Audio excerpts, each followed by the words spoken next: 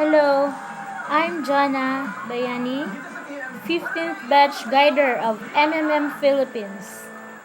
I started to join MMM last April 2015. I enjoyed so much with MMM because I learned a lot of things.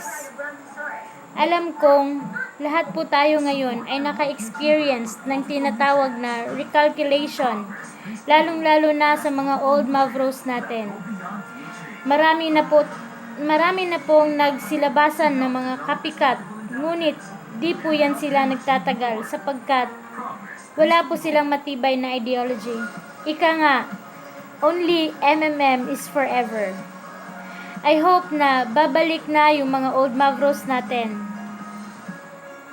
I encourage everyone to continue share the ideology of MMM until we reach our goal. Long live MMM!